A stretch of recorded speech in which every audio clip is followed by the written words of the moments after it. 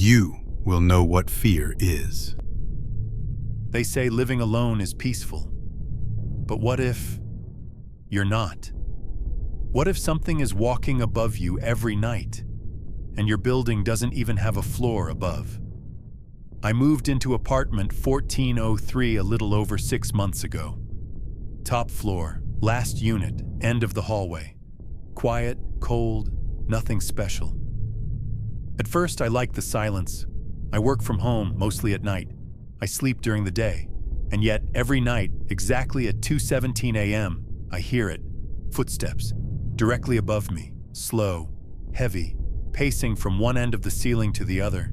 But that's the problem. There's no apartment above me. There's no floor above me. 1403 is the top. It happened again last night. And this time I counted. 12 steps, a pause, 12 back, every time. So I did something stupid. I stood on my bed and I knocked. 3 taps, and from above, 3 taps back. It wasn't an echo. It wasn't plumbing. It was mimicking me. The next morning, I found a note under my door. Plain white paper.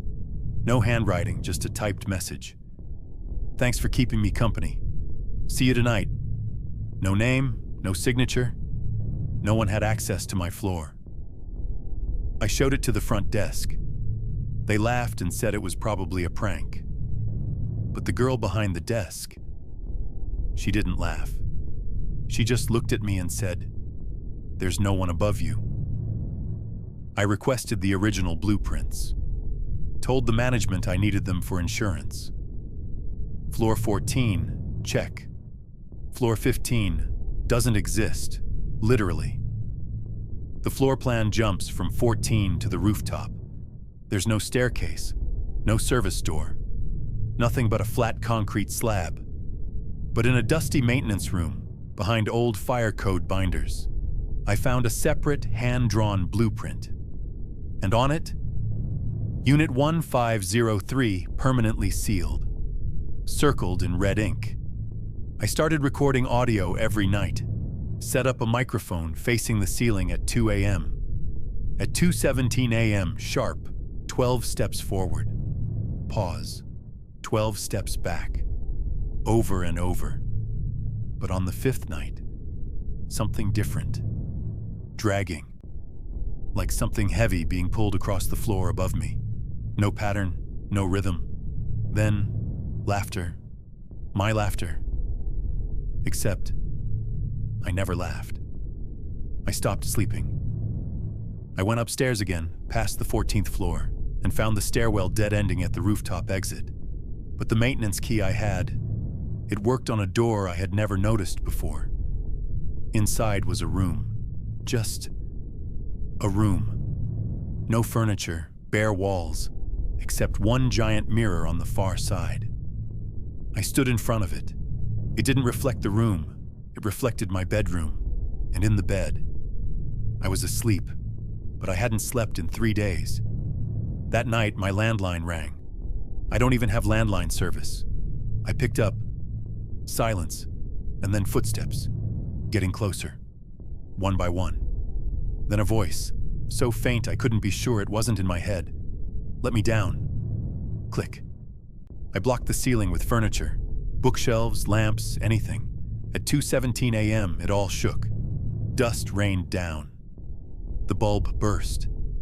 When I looked up, there was a crack in the ceiling, and through it, I saw an eye.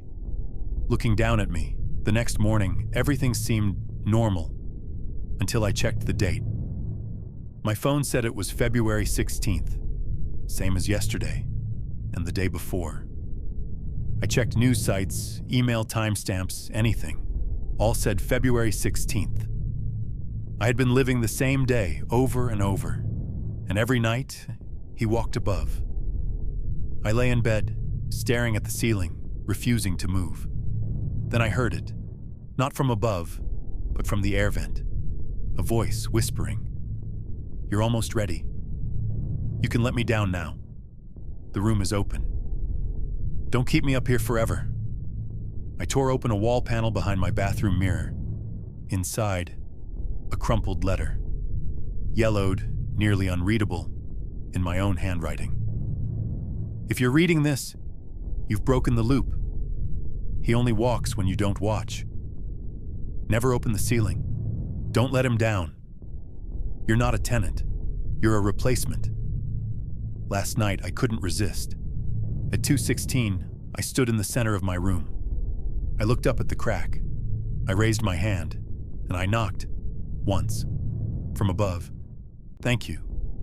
The ceiling opened, dust poured down, then fingers, then a face. Mine. Smiling, he said, "Time's up. Your floor's full. If you live on the top floor, and you hear footsteps above you, don't knock, don't answer, because the apartment above you doesn't exist, but it wants you to."